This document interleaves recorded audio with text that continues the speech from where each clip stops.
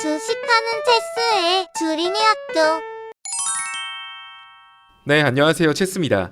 2월 10일 국내 증시 어떤 식으로 흘러갔고 또 오늘 어떤 이야기를 리딩에서 다뤘는지 간단하게 한번 정리해보죠. 자, 국내 증시 같은 경우는 금일 코스피 마이너스 0.48%, 코스닥 마이너스 1.55%, 양지수 다 하락 마감했습니다. 챗봇 섹터가 무너지면서 금일 시장이 되게 희마리가 없는 모습을 보여줬는데, 자, 일전부터 계속 말씀드렸던 문제점이 이거였죠. 지금 현재 시장은 섹터 순환매 시장이 아니에요. 그러니까 예를 들어서 풍력이 움직이면 다음에 태양광이 움직이고, 태양광이 움직이고 났더니 갑자기 자율주행이 움직이고, 이런 식으로 한 섹터가 무너져도 다른 섹터가 이렇게 돈을 받아주면서 안정적으로 섹터 순환이 나와야 되는데, 최근 시장은 여러분들이 아시겠지만 정말 챗봇 여기 관련주들만 그냥 미친 듯이 올라갔던 시장이었죠. 섹터 순환이 되지 않았다라는 거예요. 챗봇 섹터가 무너졌을 때 그 돈을 받아줄 수 있는 다른 섹터가 있어야 되는데, 지금 시장의 가장 큰 단점 중에 하나, 이슈가 없죠. 시장 이슈도 없고 섹터 이슈도 없어요. 그러다 보니 그냥 챗봇만 계속 움직였던 건데, 챗봇이 빠지니 그 돈이 다른 데로 갈 데가 없는 거예요. 받아줄 섹터가 없었다는 거죠. 그러면서 오늘 하락 종목이 압도적으로 많은 상황이 나왔습니다. 자, 시장 지수는 0.48%밖에 안 빠졌고, 코스닥도 1.55%? 그렇게 많이 폭락했다라고 볼 수는 없는 시장이었지만, 오늘 종목들의 평균 낙폭을 보면 대부분 한 2%에서 4% 정도가 나왔을 겁니다. 자, 이렇게 된 이유는 오늘 SM 관련 지분 다툼이 있을 거다 이런 뉴스들이 나오면서 시총 큰 엔터 관련주들 쪽으로 돈이 잔뜩 몰렸어요. 그러다 보니 지수 자체는 그렇게 많이 빠지지 않았지만 챗봇 섹터에서 빠진 자금들이 다른 섹터로 들어가지 않아서 결국 종목들의 낙폭은 지수 대비 훨씬 컸다고 보시면 됩니다. 되게 안 좋은 그림이죠. 최근 시장 상승하는 걸 봐도 지수 자체는 상승해도 되려 하락 종목이 더 많거나 이런 식의 모습이 많이 나오고 있어요. 이게 한 섹터가 자꾸 오랜 시간 동안 시장의 주도 섹터가 됐을 때 발생하는 문제거든요. 만약에 반도체라던가 2차 전지, 자동차, 우리나라 메인 산업군인 그쪽으로 돌았으면, 그쪽 우량주들이 올라갔으면 이런 식으로 그 종목 좀 빠진다고 해서 크게 시장이 흔들리진 않는데, 좀 애매한 중소형주들이 많이 모여있는 국내 메인 산업 같은 경우는 사실 챗봇하고 그렇게 관련이 없어요. 카카오랑 네이버 제외하고는 사실 2차 전지, 반도체, 자동차, 바이오 이쪽이잖아요. 그런 상황이라 챗봇 같은 경우는 중소형주에 많이 포진이 되어 있고요. 그쪽이 계속 돈을 많이 먹었다는 거죠. 자, 물도 고이면 썩어요. 그런 식으로 한 섹터가 어정쩡한 중소형주들 쪽 한 섹터가 긴 시간 시장에서 주도를 해버리면 이런 식으로 시장의 수급이 꼬이게 됩니다. 그래서 어쨌든 지금 오늘 챗봇이 조정이 나온 건 되게 좋은 것 같아요. 앞으로도 좀 조정이 쭉쭉 나오는 게 더 좋다라고 보여집니다. 시장 입장에서는. 자, 일단 코스피는 글쎄요, 이게 그래요. 241선 위로 어설프게 안착은 한 모습입니다. 근데 제가 여러분들한테 중요하다라고 말씀드렸던 자리는 2480선이었죠. 2480선은 일단 못 지켜주고 마감했어요. 지난날 만들어준 아래 갭자리 정도만 메꿔주는 모습이었고요. 근데 사실 시장 지수가 오늘 SM이라던가 하이브 우량주들, 특정 엔터 우량주들 쪽으로 돈이 몰려서 지킨 지수라서 사실 이걸 241선을 지켰다라고 말하기에는 조금 애매한 것 같습니다. 자, 오늘 장 초반에 여러분들한테 CCTV 관련주 이런 것들은 아마 장 초반에만 반짝 움직임을 보여주고 하락할 가능성이 되게 높다라고 말씀을 드렸죠. 자, 코맥스 같은 경우가 오늘 시초에 CCTV 관련 대장으로 움직였어요. 자, 역시나 시초에 갭 뜨고 좀 상승세 보이다가 하락 마감했죠. CCTV 관련주 같은 경우는 사실 글쎄요, 이거는 지속적으로 이어갈 이슈는 아니었죠. 호주 정부에서 중국산 CCTV 설치 안 하겠다 이런 얘기들 때문에 오늘 전날 시간에서 CCTV 관련주들이 좀 올라갔고 오늘 시초의 움직임을 보여줬지만, 해당 이슈가 시장에 주도할 만한 이슈가 될 건 아니었기 때문에 어찌 보면 이런 건 당연한 흐름이었습니다. 그래서 제가 장전에 CCTV 관련주들 같은 경우 오늘 시초에 돈이 순간적으로 몰릴 수는 있지만 결국엔 하락 마감할 거다라고 말씀을 드렸고, 결국엔 하락 마감을 했습니다. 자, 이거 보유하고 계신 분들 같은 경우도 좀 대응을 잘 하셔야 될 것 같습니다. 오늘 만들어온 이 장대음봉의 거래량을 쉽게 소화하긴 힘들 수 있거든요. 아마 중국이 호주 정부 상대로 뭔가 이제 반발성 발언을 한다거나 하면은 중국 호주 마찰로 다시 한 번 더 수급이 들어올 수는 있겠지만, 일단은 지금 시점에서 섣부른 추매는 별로인 것 같아요. 일단 좀 더 저라면 좀 더 지켜볼 것 같습니다. 자, 중국이 만약에 호주 정부 상대로 반발을 했을 때 과거 움직였던 종목은 히토루도 있어요. 히토루 쪽에서 이제 요소수 관련주로 해서 유니온 머티리얼즈나 유니온 같은 종목들이 올라간 적이 있었고요. 또 GS 글로벌 석탄 수입 안 하겠다 막 이래가지고 GS 글로벌 같은 경우도 과거에 중국하고 호주의 마찰이 있었을 때 올라갔던 종목입니다. 자, 만약에 지금 호주의 그런 행동에 중국이 반발을 한다라고 하면 뭐 다시 한번 더 GS 글로벌이나 이런 쪽도 눈여겨 보실 필요가 있을 것 같습니다. GS 글로벌도 최근에 거래량 터지면서 60일선 위로 올라갔고 지금 계속 종가 자리 지켜주고 있거든요. 그래서 이쪽도 거래량이 아직 없는 건 아주 없는 게 아니라 거래량이 좀 실리고 있는 상황이라 GS 글로벌도 조금 눈여겨볼 만한 섹터다라고 보시면 될 것 같습니다. 자, 그리고 SM 관련주들 중에 여러분들한테 키스트를 설명해 드렸죠. 키스트의 최대 주주가 SM입니다. 그래서 SM 지분 싸움 하면 뭐 당연히 수혜를 받는 종목들 뭐 SM CNC도 있을 거고 뭐 다양하게 있잖아요. 오늘 많이 올라갔는데 키스트 같은 경우는 수혜를 받지 못했습니다. 지금까지. 그래서 오늘 이왕이면은 많이 올라간 종목보다는 키스틀 쪽을 좀 눈여겨 보시라라고 말씀을 드렸고 이것도 장중에 18%까지 급등이 나왔네요. 지금 2월달 아니요 1월 한 중순부터 해서 보면은 시초에 올라간 종목 혹은 장중에 올라간 종목이 끝까지 상승폭을 유지하는 경우보다는 상승폭을 유지하지 못하고 무너지는 경우가 훨씬 많거든요. 뭐 전부 다 그런 건 아니지만 보통 한 8, 90%는 시초 상승폭을 유지하지 못하고 윗꼬리로 끝나는 경우가 많기 때문에 제가 여러분들한테 요즘 시초에 매매할 때는 뭐 길게 보지 말고 방망이 짧게 잡고 그냥 3%, 4% 이렇게 짧게 먹는 식으로 회전율을 높이는 게 낫다라고 말씀을 드려왔습니다. 이 점 앞으로도 계속 지속될 걸로 보여지기 때문에 꼭 매매하실 때 이거 염두하시고 매매를 하셔야 돼요. 자, 그냥 이게 시장 상황이라는 거를 좀 생각을 해야 되는 게 어떤 상황에서는 어떤 시장에서는 이 정도 뉴스만 나와도 상승폭을 계속 유지를 해요. 근데 어떤 시장에선 정말 좋은 뉴스가 나와도 윗꼬리 달고 빠지거나 갭 뜨고 빠지는 경우가 되게 많거든요. 이래서 항상 여러분들이 매매를 할 때는 단순히 종목의 차트만 보고 생각을 할 게 아니라 지금 시장 분위기가 어떤지, 상황이 어떤지 이런 것까지 보면서 매매를 하시는 게 좋습니다. 자, 오늘 2교시 단기 매매 종목은 따로 안 잡아드렸어요. 왜냐하면 앞부분에도 말씀드렸다시피 코스피가 이제 2400선까지 조정이 들어올 가능성이 존재하니까 지금 굳이 종목을 잡을 필요보다는 오늘 같은 경우 종목들 한 2, 3% 내지 4%까지 꽉 찬 음봉을 보여준 종목들이 꽤나 많이 나왔습니다. 만약에 오늘 미증시가 또 한 번 더 하락을 보여준다면 월요일날 당연히 국내 증시 개파락할 가능성이 생기겠죠. 그러면 그때 우량주 중심으로 개파락건들을 좀 잡아나가면 괜찮을 것 같아서 오늘 굳이 시장 빠지고 있고 월요일 시장도 불안한데 뭐 종목을 잡아드리기보다는 그냥 관망하면서 넘어갔어요.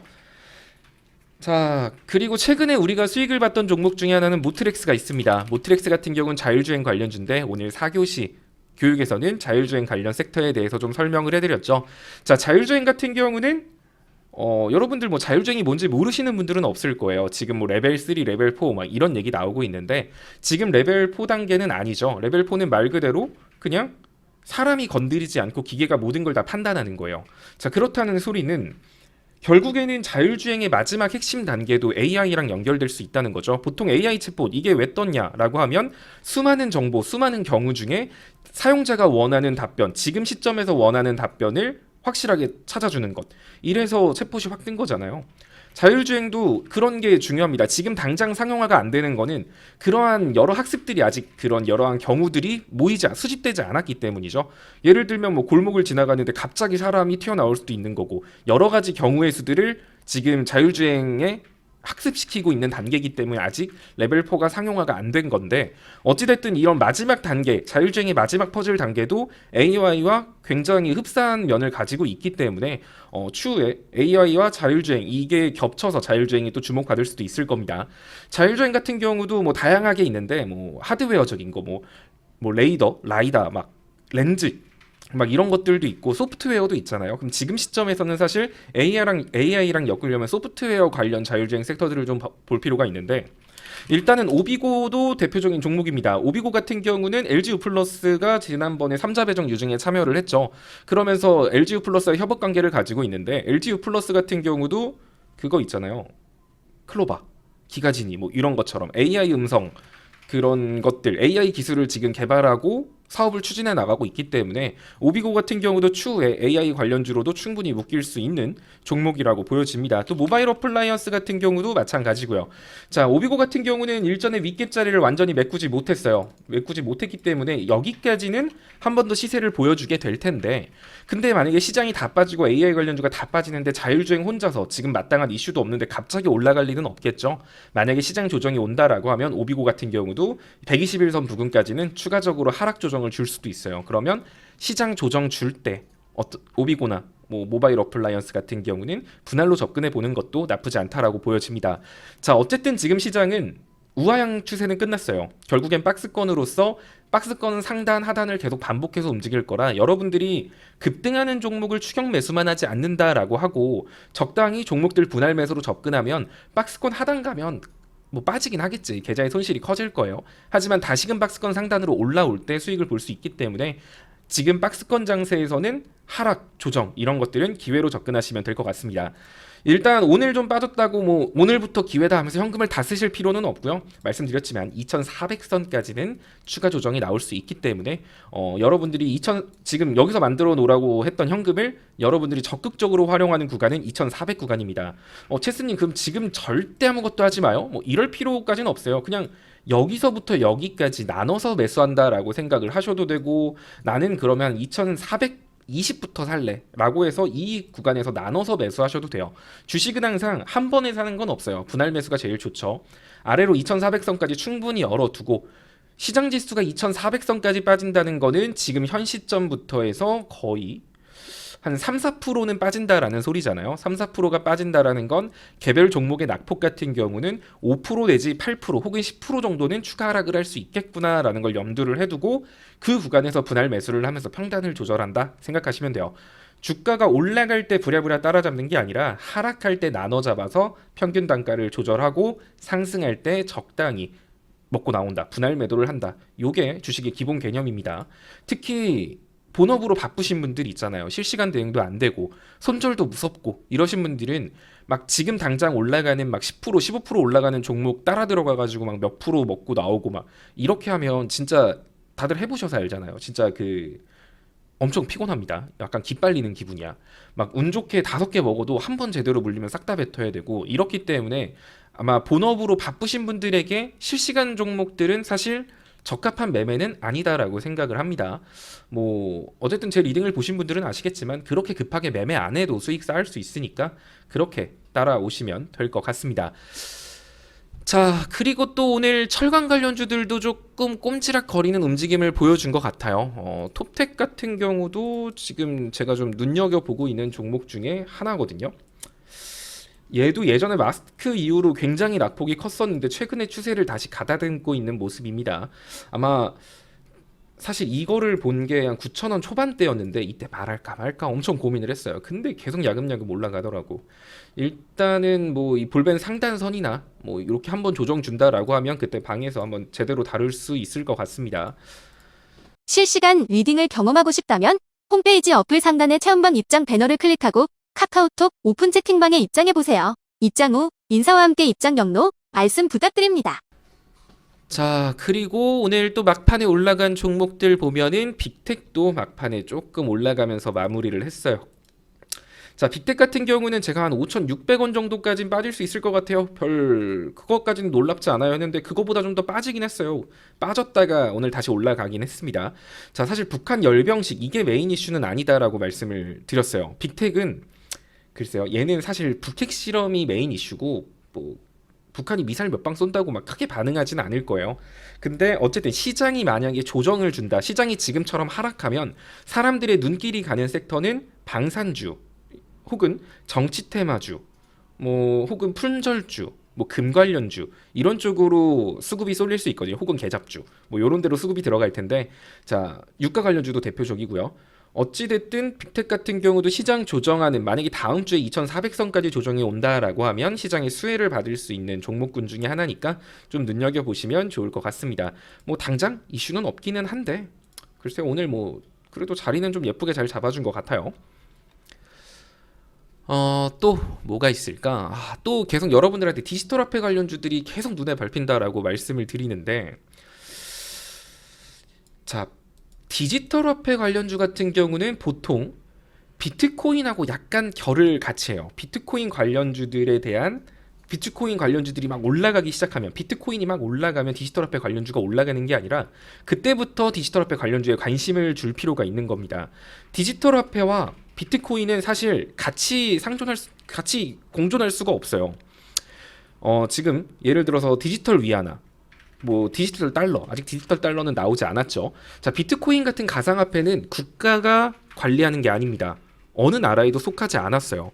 자, 근데 그런 가상화폐가 만약에 이 금융시장, 세계 금융시장의 기축통화가 돼버린다라고 하면, 기축통화국의 지위인 미국, 지금 기축통화국인 미국은 그 이점을 다 잃어버리게 될 거거든요. 그래서 사실 비트코인이 많이 올라가고 하면 미국이라던가 중국은 비트코인을 계속 찍어 누르는 발언을 할 수밖에 없어요. 왜냐하면 자국이 발행하는 디지털 화폐, 디지털 달러라던가 디지털 위안화가 시장이 더 자리를 잡아야 되거든.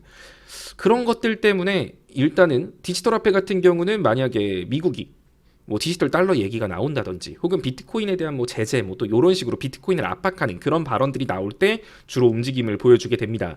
최근에 윗골이 많이 빼면서도 자리는 계속 지켜주고 있는 모양새예요. 한네트 같은 경우도 조만간 좋은 모습 한번 보여줄 수 있을 것 같고요.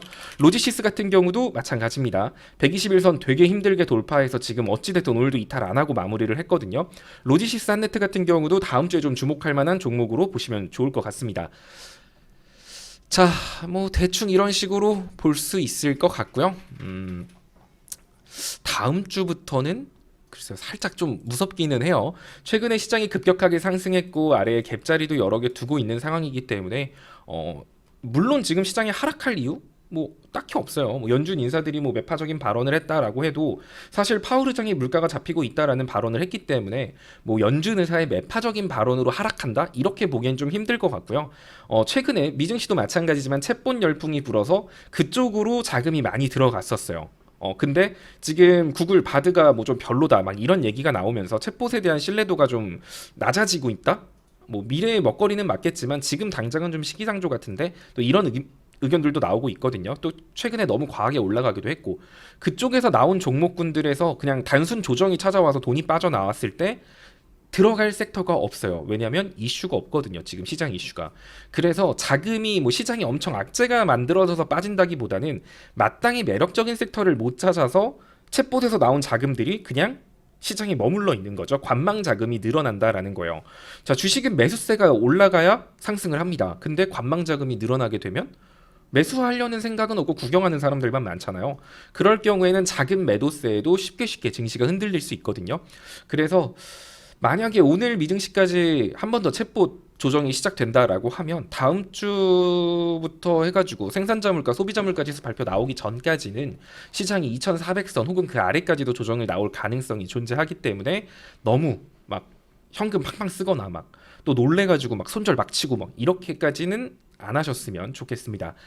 자, 다들 오늘 하루도 고생 많으셨고요. 금요일이네요. 다들 퇴근해서 치킨 한 마리씩 하시면 좋을 것 같습니다. 다음 주 월요일 날 뵙도록 하죠. 더 많은 내용이 궁금하신 분은 검색창에 체스 주식 학교를 입력해보세요. 홈페이지의 어플, 유튜브 채널에서 체스의 각종 교육 자료와 내용을 확인하실 수 있습니다. 어플 알림도 온다고.